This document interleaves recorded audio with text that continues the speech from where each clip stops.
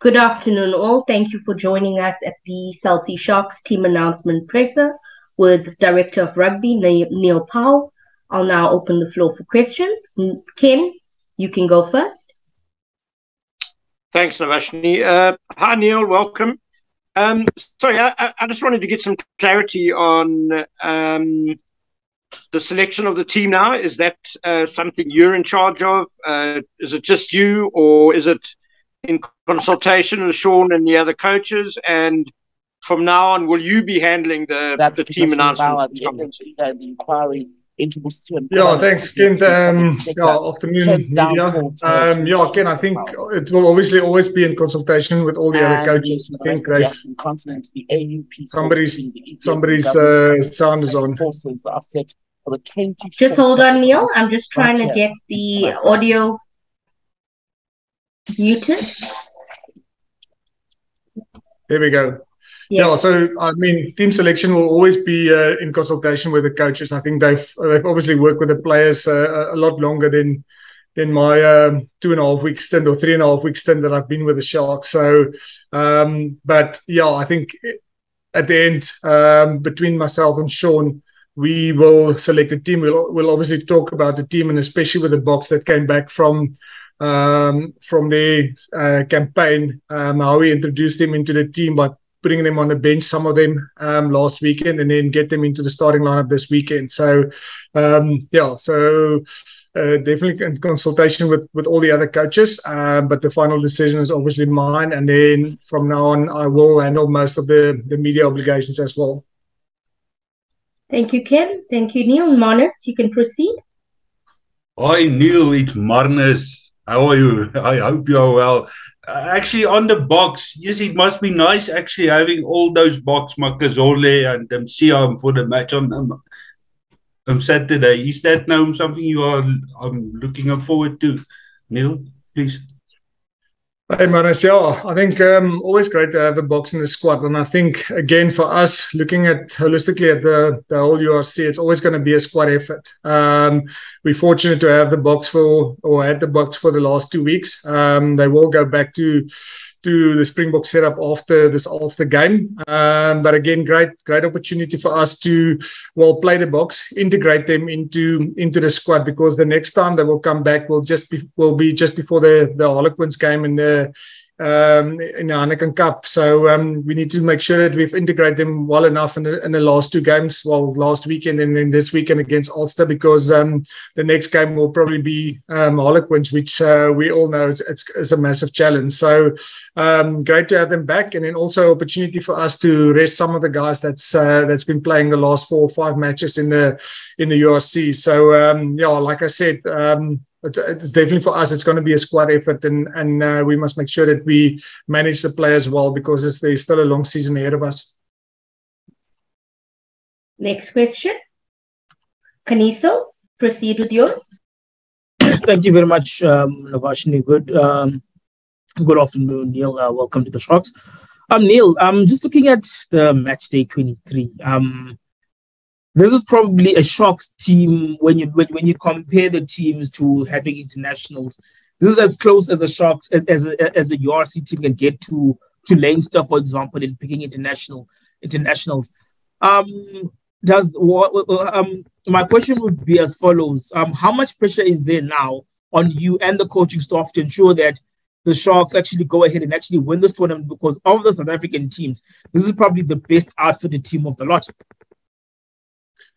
Yeah, listen, I think there will definitely be some expectation around the squad that we have and the availability of the likes of the Eben Etzebeth and Siya Kolisi and Mapimpi and Lucanio that's still injured, and it will come back in a month or so time. So we fully understand that there will be expectations.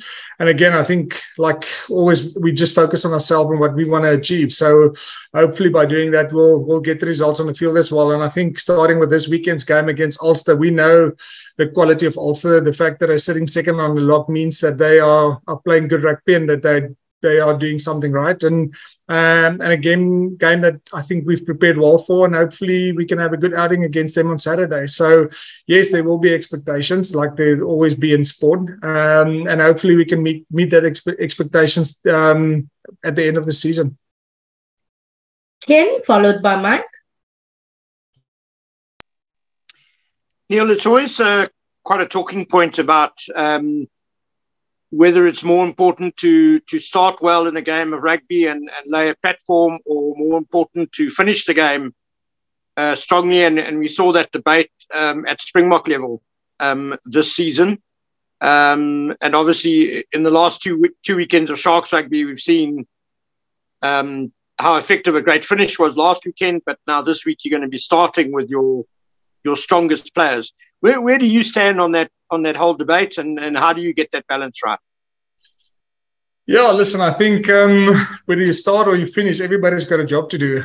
So whether you get a good start and just finish in the second half, or you basically build that foundation in the start or in the first half for the guys then to come and finish like they did last time. So it's never just one part of the squad or the other part of the squad, or the first half or the second half. If you want to be successful in this competition, you've got to have a holistic approach, and you've got to play well for the whole 18 minutes. So I think there's not really a right and a wrong there. I think a foundation is good, but what do you see as a foundation? I mean, is it getting to time and you 30 points ahead, or is it getting to halftime and you feel like you've done well in implementing your processes and understanding where you need to go in the second half? So for us, I think it's looking at the game as a whole, looking at the whole 80 minutes and having a good start, and then hopefully finish strong in the second half towards the end of the game is also going to be important. So hopefully we can have a good start, but also finish well. Hi, Neil. Mark Greenaway here. How's it? Neil, just we look at how Werner Kok has done well at the Sharks, coming from sevens. What are the things that can transfer from sevens to 15s, and which you would like to introduce? Yeah, I think the core skills of a sevens players is of really good quality, and I think just because we have time to spend with those guys and develop those core skills. And I think we all agree, I think Varys is really good and how he plays the game, the intensity that he brings. His defensive work is really great. How competitive he is at defensive and attacking breakdowns. And again, I think in a seventh system, you got time to almost spend time on those individual skill development, and I think it's something that you see in a Kwagga Smith and even Cheslin Colby that's able to make tackles on players that's really bigger than him, and I think just that core skill of a sevens player is good, just because that's what the game asks of you. In sevens, you can't just be a good attacker, but defensively you're not great. Because you will definitely stand out on the seventh field, especially if you play Fiji. If you miss a tackle, you're 7 points behind. So I think what makes sevens players are good and that core skill is you've got to be a holistic player. You've got to be good in attack. You've got to be good in defense, but you also got to be good in the contact skills. And it's obviously something that the seventh system, the South African seventh system, work hard on to make sure that those players develop holistically and that they can hold their own against teams like Fiji and New Zealand that physically is much bigger than what the South African players are. Next question, please.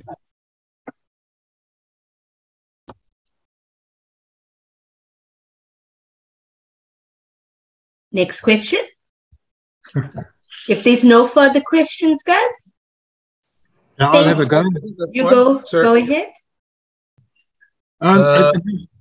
Sorry, man, I'm not sure who's going. Shall I just go now? Mike, go ahead. Neil, I know you've only been with the Sharks 2.5 weeks or so, but yes. I remember the last Ulster game they played. They had a real problem at the breakdown, and that seems to be something that they're getting right this season. Just your thoughts on that, and again, how important it will be on Saturday. Yeah, I think it was part of our preview for the Ulster game is how actually good they are in terms of turning possession over, and it's obviously something that we will focus on going into this game, hanging on to our own ball position and making sure that our cleaners are, well, firstly, get there, and then also will be effective when Dwayne Verbelen will get onto that ball. We definitely know the threat of Dwayne and that loose trio of Ulster and what they are capable of. And hopefully we can get it right over the weekend and give the backs and our attacking team enough ball position to hopefully get us over the goal line over the weekend. Thanks. Neil, how's it? Brendan Nell, welcome to the Sharks. Good to see you in another capacity. I came in a bit late, so I'm not sure if it was asked. Excuse me if it was. But just in your role now, have you been given specific goals and for this season, or what is your primary task? Obviously, to get the team winning and get success there, but on a more holistic level, where do you see the Sharks going in the next while? Yeah, listen, I think, Brendan, good question. For us, it's all about building that brand and building a team as well. And again, I think we all know it. We can only take the team out there and build a brand if the team is successful on the field. So obviously the focus will be to get that success on field. And then also from my personal view, to have a short-term and a long-term goal in terms of looking after the academy and see how we can change things there so that we can get our juniors to come through that under 20 competition and actually make it all the way to Currie Cup and then onto the URC, so that we don't have to buy players from outside of our system. So the academy will definitely be, or that institute will definitely be a big focus for us, and that's our long-term plan.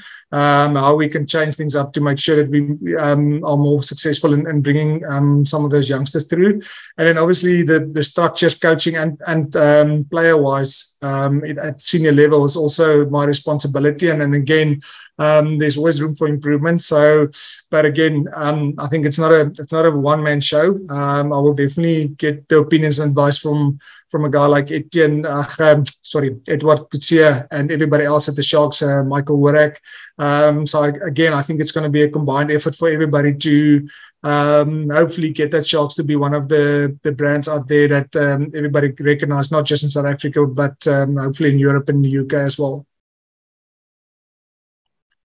Neil, just following on that, one thing that's maybe hurt the Sharks over the couple of years is, I mean, they've always got the names. They seem to have a lot of big names in their squad, but at crucial times they seem to fall a bit short in crucial games. It could be a mental thing, it could be a thing, but just from, I mean, you've watched from the outside, you're now on the inside. Have you pinpointed where that is, or because it probably is a small thing to just overcome? Yeah, listen, Brendan, I think for us, the big focus going into the season was just continuity. I think continuity in coaching staff and in players as well. I think it's something that we've lacked in the last few years. I think if you look at the defensive coaches over the last 2 years, I think we had 3 different defensive coaches in a period of 12 months. So, and sometimes they bring different philosophies as well. So the way Warren is coaching defense now in comparison to what John McFarlane did is sitting on opposite sides of the spectrum. So for us, that continuity was key for the players, just to get to know the coaches, get to know their philosophies and understand what they need to implement on the field. And I think it's already showed in the last few games that we played, in the last few outings, that we're actually starting to pull in the right direction. So hopefully we can build on a foundation that we already laid down in the last few games. And I know there's still a lot of areas that we can be a lot better at. And obviously we identify that areas from week to week, and we try to improve it in a week. So I think that continuity for us, I think this season was just key, just to make sure that we get everybody on the same page and get everybody to understand where we want to go on the field, but also off the field. Sorry, just I follow up that one, last one from me, just on that, because it has seemed to me that you guys have changed your game plan a bit in the last couple of games from what we saw last season. Was it simply continuity, or have you guys actively sort of focused on particular areas and maybe developing it more? Yeah, listen, I think it's part of any team's review process to identify the areas that we need to look at in the off-season and the pre-season before we go into the next season. So there were areas that we identified as weaknesses in our game. With the fact that this is probably the first pre-season we had in the last 3 years, the guys could actually focus on those areas and improve in those different areas. And I think, again, just the fact that we had a pre-season and the coaches can actually almost drill the plans and the maps and the defensive systems into the players, I think is definitely showed to be successful over the last few URC games. And again, like I said, I think we're not where we want to be yet. I think there's still a lot of areas of the game from a system and individual perspective that we can be better at. But we're definitely moving in the right direction if we can just keep building on a foundation that we already have. Thank you. Ken, you can proceed.